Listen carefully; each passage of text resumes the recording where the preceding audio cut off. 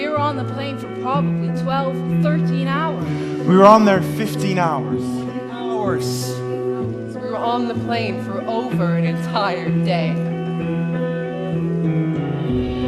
28 hours, over an entire day. There was one aisle in the middle. Everyone knew every inch of that plane. We were allowed out of our seats, but not off the plane. You never think about it, but airplane doors are 20 feet in the air. And even if you survived the jump, they probably would have shot you anyway. Go up to first class, you were stretching the aisles. There were 3 seats on each side and only one aisle in the middle. Everyone knew every inch of that plane. There were children sleeping on the floor. We had no way to get information. This was before most people had mobile phones. Not every people got through. Hello? Mom! Operator. Tom. Oh, thank God. I finally got through. I borrowed a passenger's phone. How are you? Are the kids okay? No. I'm fine, Mom. I'm fine. Safe and sound on the ground here in Newfoundland. We don't know much except for the BBC. Listen, I can't talk long. Can you do something for me? Hey. Tell the kids I'm alright.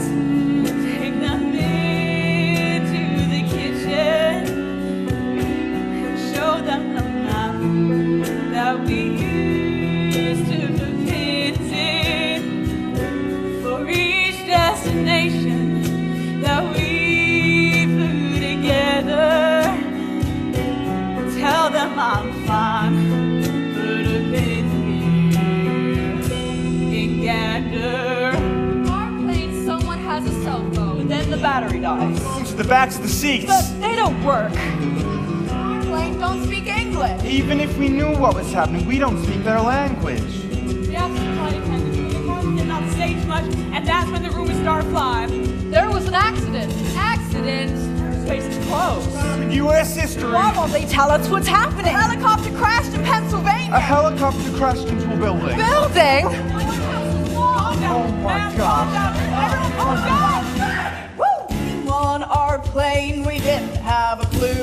We were all going insane because there wasn't what to do. Then the captain starts apologizing, says on behalf of the airline, he's given each and everyone some complimentary booze. Airplane doors, waving on the cars, and wherever you are.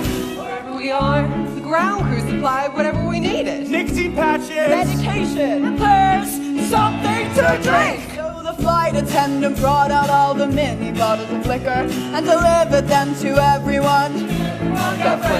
I took a couple pictures of the view there with my camera. We didn't know where we were, but we knew that we were handled. Open the airplane doors, waving all the locals, showing us something better to do than park. Wherever we are.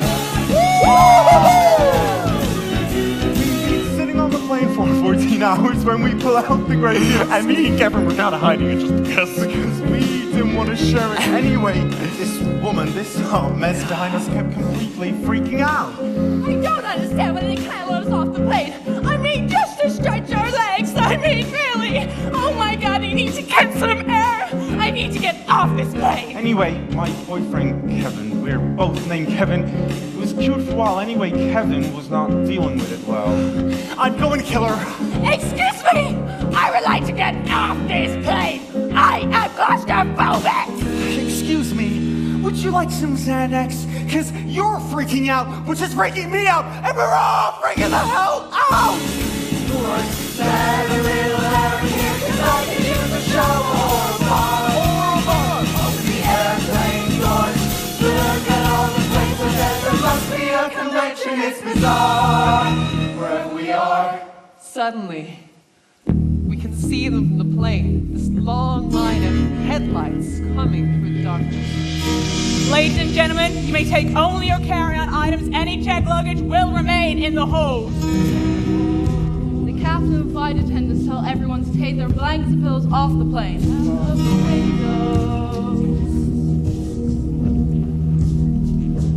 darkness and trees. At the end of the airport, all those car lights are still aimed at They're us. scared. They're probably scared too. People here don't know what to expect off of these planes. The airport looks like something left over from the Cold War. Oh my God, it's like we've gone back in time. The whole procedure, the soldiers and all formality, it just makes me really nervous.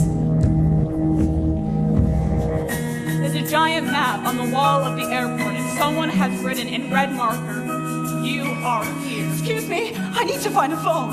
To call my son. I'm sorry, but the payphones are out of order. They're all lined up at the airport payphones. So eventually we put an out of order sign on them, just so we can get people on the buses. 11:48 p.m. Buses and drivers are now taking passengers to shelters. Not just in Gander, but also to Gambo, Appleton, and farther communities of Lewisport, Norris Arm, and Glenwood. Forever. All the others leave. We've already been sat still for so long. I just want to get out of here, wherever it is we are. Most of us haven't slept. Just want to know what's going on. I tried to interview the Red Cross or the Salvation Army, but they have more important things to do than to talk to me. That's when I see them, the plane people through the bus windows, the terror on their faces. They have no idea where they're going. They take me and my crew in a separate van, and I'm looking out the window trying to see what is going on, but it is pitch dark. Now, I have flown over this area hundreds and hundreds of times, and it is just darkness. Hardly any lights anywhere. And now here I am. Oh my God, this is just so remote. The darkness, stars and the moonlight all around us. Nothing but darkness. Out of the window, Into the darkness, darkness and trees.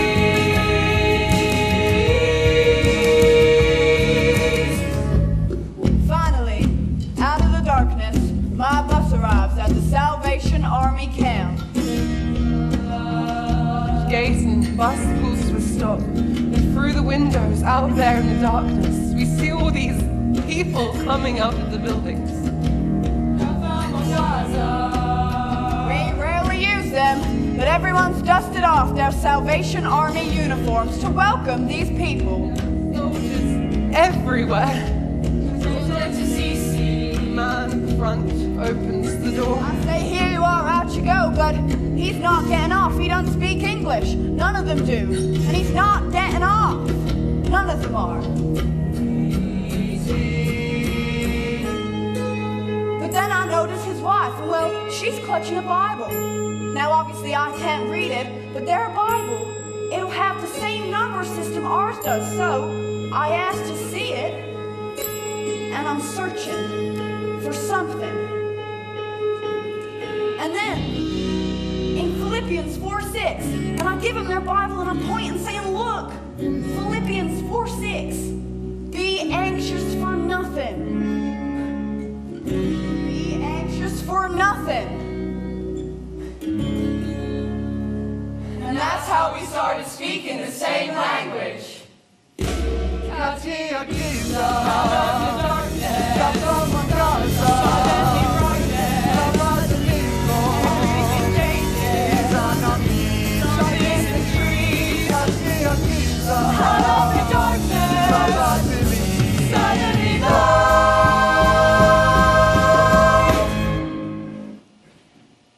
Welcome to Gander Academy.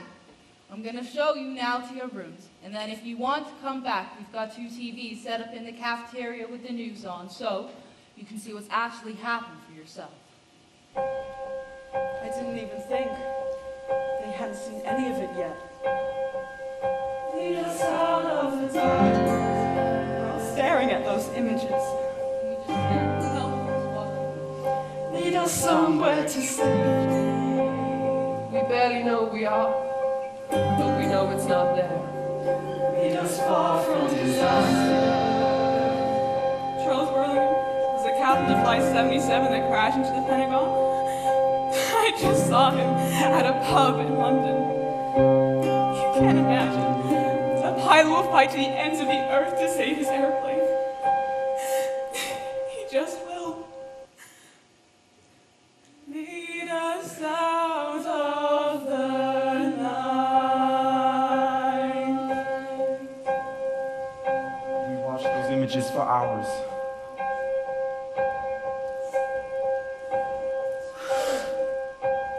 Until someone finally turns it off.